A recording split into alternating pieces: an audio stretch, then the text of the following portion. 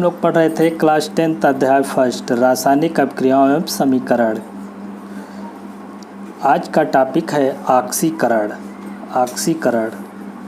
ऑक्सीकरण क्या होता है? जब किसी परमाणु या अणु या आयन द्वारा इलेक्ट्रॉन त्यागे जाते हैं तो वह ऑक्सीकरण कहलाता है, अर्थात ऑक्सीकरण संख्या में वृद्धि होना ऑक्सीकरण कहलाता है। उदाहरण लिखा हुआ है, सोडियम लिखा हुआ है।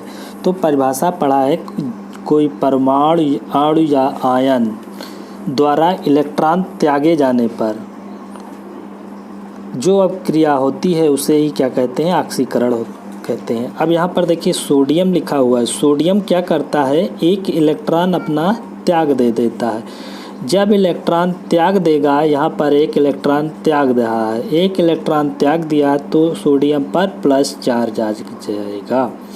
तो इसमें क्या हो रहा है? ऑक्सीकरण हो रहा है।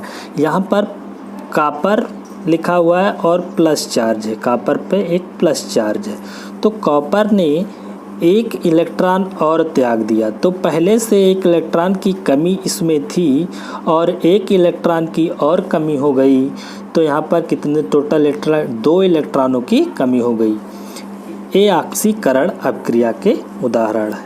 अगला है अपचयन। जब किसी परमाणु या अणु या आयन द्वारा इलेक्ट्रॉन ग्रहण किया जाता है तो वह अपचयन कहलाता है, अर्थात ऑक्सीकरण संख्या में कमी अपचयन कहलाता है। तो ऑक्सीकरण में पढ़ा है कि जब कोई परमाणु अणु आयन द्वारा इलेक्ट्रॉन त्यागे जाते हैं तो ऑक्सीकरण कहलाता है। अपचयन में उसका उल्टा है। इसमें कह रहा है कि परमाणु अणु आयन द्वारा इलेक्ट्रॉन ग्रहण किया जाता है तो उसे क्या कहते हैं? अपचयन कहते हैं। और ऑक्सीकरण संख्या में कमी अपचयन कहलाता है। यहाँ पर देखिए सोडियम लिखा हुआ है, इस पे प्लस चार्ज लिखा हुआ है। तो क्या सोडियम ने क्या किया? एक इलेक्ट्रॉन ले लिया। तो जब एक इलेक्ट्रॉन की कमी थी, एक इलेक्ट्रॉन इन्होंने ले लिया, तो क्या हो जाएगा? ये उदासीन बन गया। सोडियम क्या बन गया? उदासीन।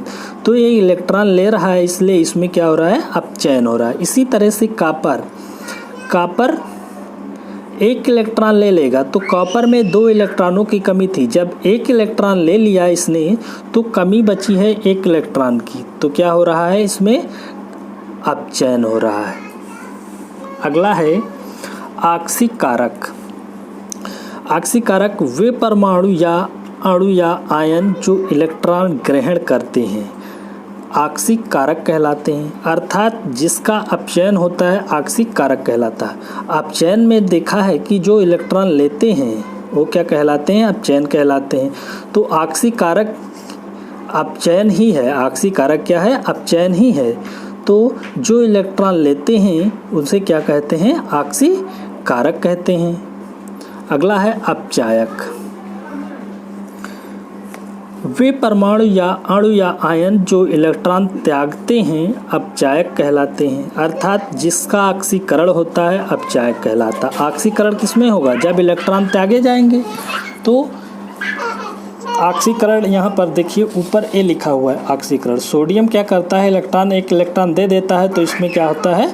अपचायक है।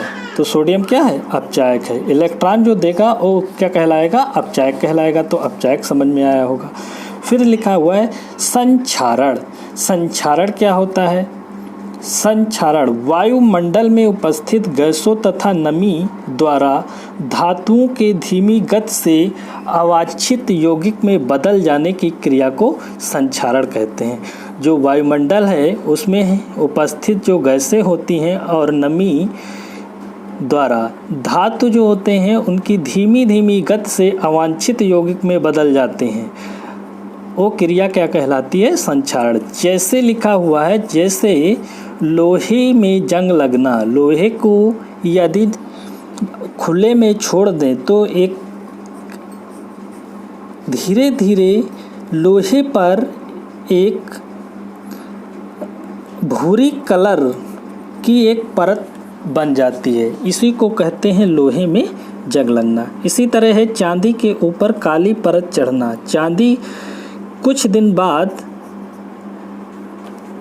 चांदी के ऊपर एक काली काली परत चढ़ जाती है जिसे कहते हैं चांदी के ऊपर काली परत चढ़ना, ये एक संक्षारण ही है। तांबे के ऊपर हरी परत चढ़ना, तांबा जो होता है उस पर धीरे धीरे नमी और गैस के कारण उस पर हरी परत की एक परत बन जाती है, ये संक्षारण का ही कारण होता है।